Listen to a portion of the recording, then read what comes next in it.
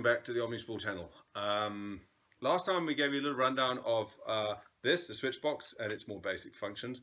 This time I'm going to run you through a couple of the features that you wouldn't expect to find in a product of this type, but which we built in because they just seemed to be like a good idea at the time, and altogether the whole thing comes together to mean that these things really give you full functionality with your fishing line. So the first thing you can do with them is select them and stack them together. So you can handle them all as one unit. You can know where they are, you know what sort of working order they're in. You don't have to fiddle around with individual lines loose in your bag.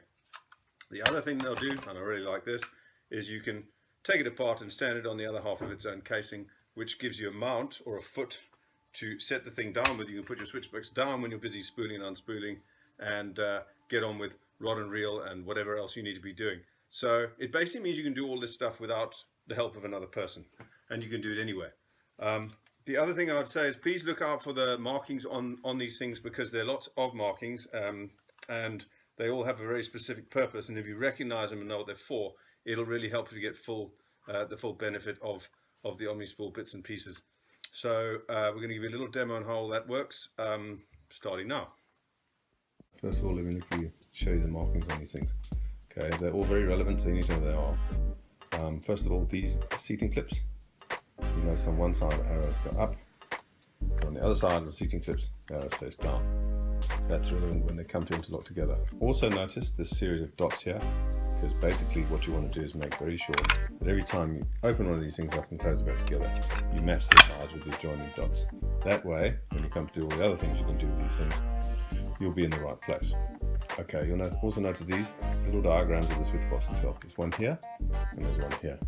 Okay, that is because that is where that is going to go. Also, you'll notice there is a seat slide here as well. That is for your line care box selector. That's another demo. The other side is the one with the down arrows. And by contrast, take another box. The one without the dots is the one with the up arrows. I think that's fairly clear. So there, if you see the dotted side and you simply face it with the one that's not dotted, you just put them together and slide them together. Stack like that, easy. Okay, and with that you can just keep on doing it as often as you want. You just pull out the lines you want, put them together, carry on. You just throw that in your bag, away you go. And then when you reach into your bag, you don't have to look for a specific line. They're all there. You pull them out and grab the one you want. Now I'm going to show you how this thing, we use these seating clips to put the first half of the shell onto the bottom half and put it on its own foot. This is really why those dots need to line up. If you've got those two sides lined up, then you know if you want to put it on its foot, you're going to turn the thing over, flat like that. Okay, and there it is. You'll see the diagram is there. Click the release clip off like that. You twist it towards you, you roll it away like that, and then it's going to go like that. And there's the diagram on the bottom. That's why it's there. That lines up in there. Knot it in. Bob's your uncle. Contrast. Look what happens if you line the two wrong sides up. All right. You want to put it on its seat. You turn it over. You look for the diagram. You go like this. Now, what you're going to do is you're going to make that movement, and yes, you'll have one with the seating slides there, but you're going to cover the aperture over. All right. What you want is for this side to go on there. So to do that, you've got to do all this nonsense. All right. Sliding it around like that, so it does work, or else you'll find yourself going like this, and it'll drive you mad. So put them together like that. Simple. All right. Turn it over. If you're right-handed, left hand to go the other way. Turn it over. And hold. Click. 1, 2, 3. Simple.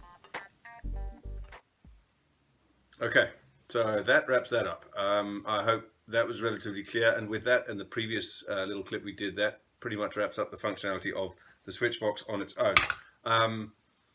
The point I'm trying to make, and what I hope will be apparent, is that if you use these things, it just takes the hassle out of your fishing experience, and so therefore what it means is that you're gonna have a better time fishing. Your lines will be in good condition. You will change lines and use them the way you're supposed to, which after all is what you spent your hard-earned cash on them in the first place for.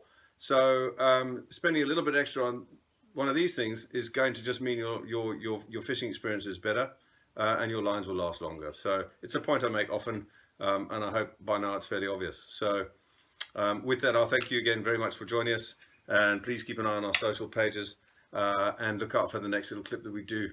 Good fishing to everybody.